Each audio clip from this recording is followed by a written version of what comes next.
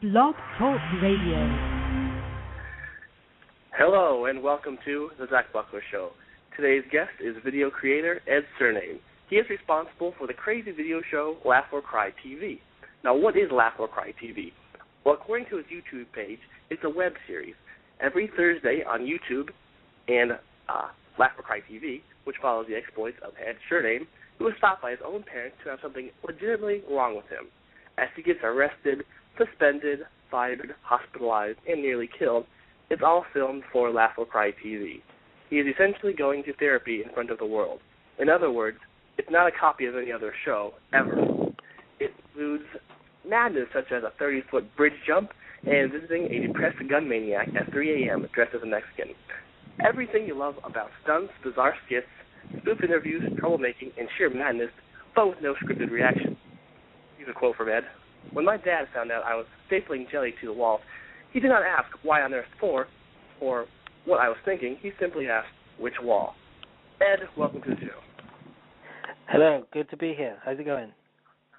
Going great. Now, when did you first start making videos?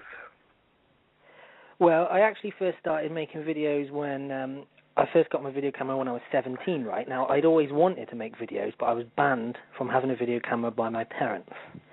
And I think that they knew it was because I would cause trouble with it.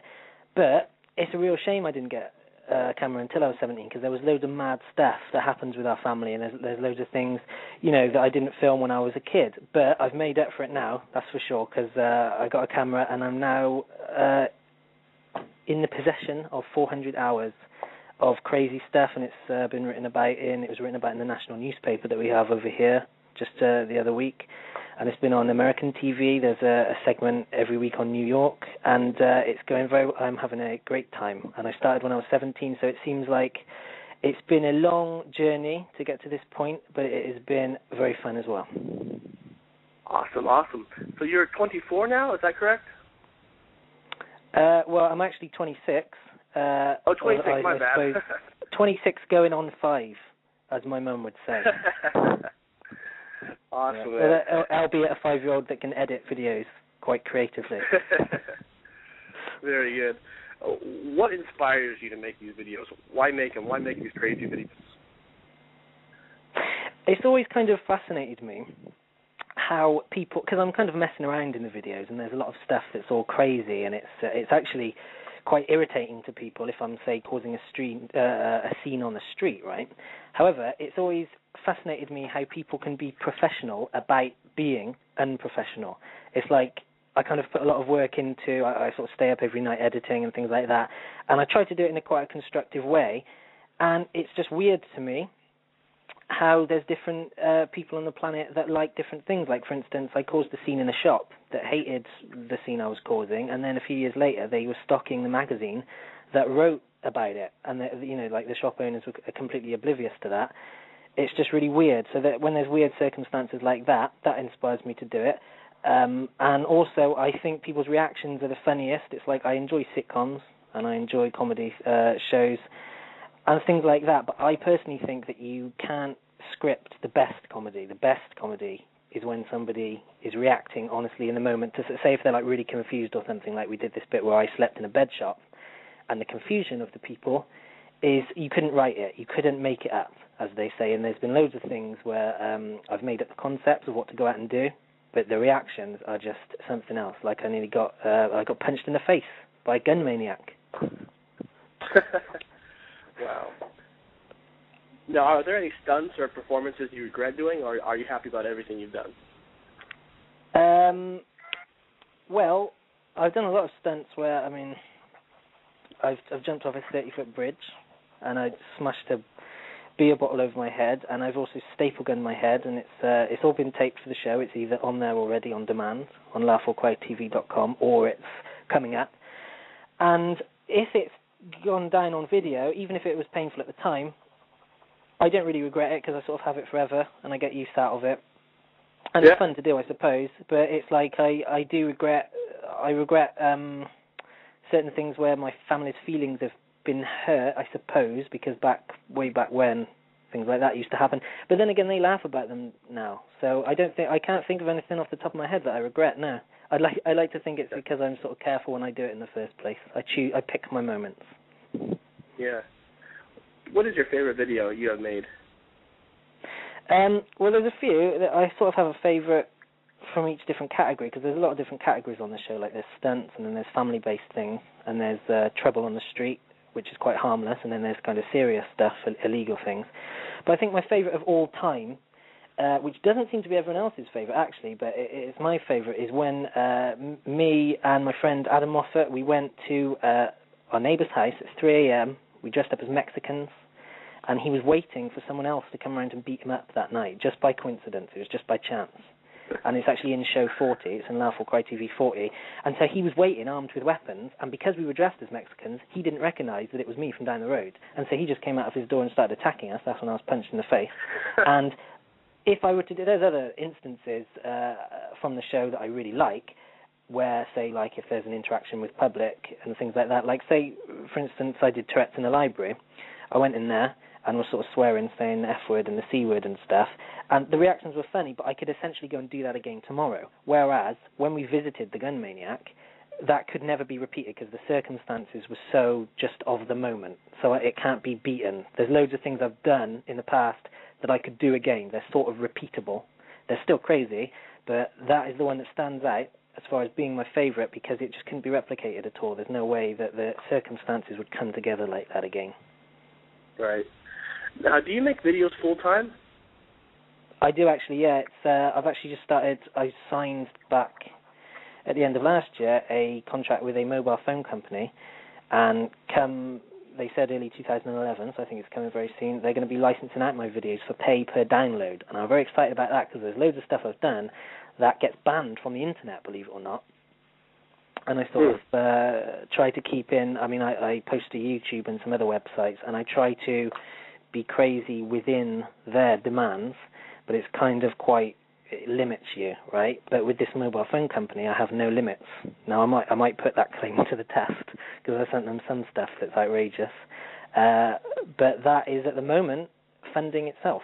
So, yes, I do edit full-time, and I taught myself how to edit. I was quite pleased, actually, because I always wondered whether or not my editing was all right. Like, I sort of second-guess my work sometimes. I'm never really happy with anything I do. But when I met a TV producer, because I met a TV producer early last year to discuss the development of a show, he thought I was professionally trained in editing. I actually taught myself when I was 17. Wow, very good. Now, what is the mobile phone company that you have a deal with? What is the company name again? Oh, I'm not allowed to legally say it, and I'm sorry about that, but I'm going to be advertising all over my website. And it's going to be pay per download, and so there's going to be a mix of, there's going to be plenty of stuff on there that hasn't been seen yet and that I'm not going to release for free. Things if I've been arrested or if I've nearly been killed or something like that. Awesome. Yeah. Now, your videos have received a great deal of media attention. You've been given coverage by The Sun newspaper, The Telegraph newspaper, the BBC Radio, Bazaar magazine, the list goes on. Can you talk about how these companies found you? Yeah, well, back when I first started, because even though I've been doing it since I was 17, I've only really started to try and push it towards the media for a lot less time than that, maybe a few years, right? And back originally, I was contacting people, but then when you're in one thing, someone else will notice and then contact you and things like that. So when I was in Bazaar magazine, lots of people contacted me because they saw me in the mobile phone company, actually. So it's like the hardest thing in show business that I've noticed is getting going, right? And then when you get going, it kind of snowballs. And I'm kind of having a lot of fun right now with it. And a lot of things come my way without trying. And I still pursue things as well. So it's actually it's a mix of both me contacting them and then them contacting me. It's nice to be contacted, though. Very good, very good. Now, your videos are on television. Are they on television in America? Is that true? Yeah, there was one on, there's a cable channel in America called True TV, and they screened another one of my favorites, The Lecture Fight. And there's another show in New York.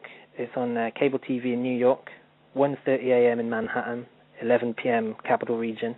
And they show a segment of mine each week on the show, and I'm pleased about that also. Very good. What sort of camera equipment do you use to film your work? Well, since the invention of HD, I do use HD. I use Sony. I like Sony stuff. But the thing is, because of the nature of the show, a lot of it is documenting my life, and there's a lot of things from the past that are relevant, but they were filmed on very old cameras because there was nothing better at the time. Actually, it's kind of weird to think of this now because everyone has a camera on their phone, and if they don't, then they also have other cameras, like portable ones, because they're very cheap. But back when I was 17, even though it was 2002, it's crazy to think it, not everybody had video cameras. So it was kind of, that's actually something that's been lost over time, because when I sort of burst into, my nan's room filming her on the toilet or something like that, she was shocked I even had a camera. So that was something that's been lost over time, I think. So sometimes on the show there'll be things that is older footage, but I'm not trying to compete with Star Wars and their special effects and things like that. I'm just sort of doing, the nature of the show is home videos, and some of my favourite shows on TV are things like America's Funniest Home Videos, and over here the equivalent is You've Been Framed, and I don't really care what the quality is. It's like what's happening on the screen. Sorry? It's what's happening on the screen that I like, and so even though we're filming in HD right now, a lot of the show has been filmed on sort of older equipment, but it's still good. I like the content of what's actually happening, like the craziness of the ideas themselves. Sure, that makes sense. Yeah. Now, how do you edit your work? Do you have editing software that you like a lot, a particular program you like to use? Yeah, well, everyone says Final Cut Pro, but I find Pinnacle Studio to be easier, actually. Maybe because I've always used it, but I think it's good. I use Pinnacle Studio. Okay, very good. Aside from video production, you're also an avid wrestling fan. You have a wrestling merchandise collection that has been valued at between $15,000 and $20,000. Can you talk to us about this collection of yours? Yeah, well, like a lot of things with me, it kind of got out of hand. I'm kind of fanatical about things, and if I'm going to do something, it goes too far. Like I can't moderate at all. Extremities. So it's like I had a few bits of wrestling merchandise when I was a kid, and I put them around my room, and I said to my parents, I'm going to make my whole room into a wrestling collection, so you can go in there and you won't be able to see the walls, you won't be able to see the ceiling, and not just because of posters, but because of really like loads of little different types of bits of merchandise. And they said, oh, yeah, that's nice and that, Edward, but you only got a few bits at the moment, and that's not going to happen. And $20,000 later, it's got way out of hand, and that was from when I don't live with my parents anymore, but the room is still basically intact because no one has the heart to move it. I got loads of it just got out of hand. Things get out of hand, and I can't sort of moderate anything. That's so cool. You also wrestled in America. Can you talk about when you wrestled in America? What time? Yeah, it was just a couple of years ago because what happened was over here, first of all, is where I started wrestling. Are you familiar with Jake the Snake Roberts? Yes, Sure. Well, Jake the Snake Roberts trained me, and we got to be friends because what happened was this. I put an advert in a magazine saying that I'd like a wrestling trainer, and I got loads of prank calls at 4 a.m, people saying that they're, this wrestler and that wrestler, and after a while of these prank calls, I started just putting the phone down on people, and one day, I got a phone call from someone who said that they're Jake the Snake Roberts, and so I just slammed the phone down, right?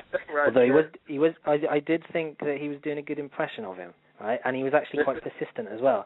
Well, I come to realize it is actually Jake the Snake Roberts, and so one thing leads to another, and I trained with him, and he's been so, I won't hear a bad word said about him because he's been so kind to me and my wife. We lived with him in America a couple of years ago. I wrestled in Daytona Beach and South Carolina, and we want to go back there, but we have lots of other things going on, and we haven't gone back as quickly as we'd liked, but it's still in our future plans.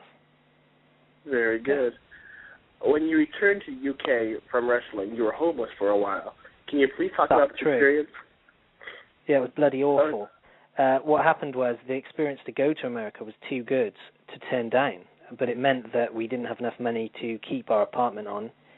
We couldn't pay for the apartment here when no one was here, so we took our cats and we gave them to my wife's mum, who kindly looked after them. But we didn't have a base to come back. Well, after 3 months, the visa runs out, you see. And so we came back and we were homeless, and so we had to sort of stay with my parents, and it was absolutely bloody awful. And the pressure was on because we had cats as well. It would have sort of been somehow less stressful if it was just us. But we had cats to care for, and so after about a week of really intensely trying to find a place, we finally found one. But I wouldn't like to repeat that again. I think if I went back to America, we would have an apartment sorted out, ready for when we came back, definitely. Wow. Yeah. Well, now I'd like to conclude with a really serious question for you. Now, would you rather swim in a pool of mayonnaise for 1 hour in regular clothing, or would you rather eat a dozen cow eyeballs while standing on your head? The first one with the mayonnaise. The mayonnaise. Now, why is that? Yeah. Why? Because I'd like to try and see someone actually accumulate that much mayonnaise, because I think it's just hypothetical. Great answer. Well, is there anything else you'd like to say or do while on the show? Yes, there is actually. First of all, my wife is listening at home. I'm in my studio right now, and she's listening at home, and I've just realised that if I use the phone to call her, it's going to cost me money, so I may as well tell her now, if you could please order the takeaway I suggested that we have tonight. So if she's listening, please could you order the takeaway now? And the other thing is, I'd like to tell people listening where they can watch my show again. It's laugh-or-cry-tv.com. When I say Laugh or Cry TV, people seem to remember the Laugh or Cry bit. You have to put laugh-or-cry-tv.com, and there's a new show every Thursday. There's loads of different things to it, stunts, family-based stuff. My mum's always been attacked by spiders, for instance. I write a blog at least every other day, so the blog is very regular. And there's updates about my live show in London, which is coming up. There's going to be a live stage show coming this spring. And the other thing I'd like to do is, after thanking you for having me on, I would like to sing a song that I've prepared for my rabid fan base, and then put the phone down. Would this be okay with you, Zach? That would be amazing. Please okay, do. So thank you for having me on.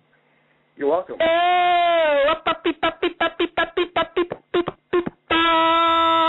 Fogger in the cotton, he did right. Crambo. Fogger in the cotton, he did right. Crambo. Fogger in the cotton, he did right. Revolver by his side. Couple of beans. Crambo. Hi, G.O.J. Hee! The eucalyptus tree. Crambo. Ed's surname, everyone. Thanks for listening to the Zach Buckler Show. Peace out.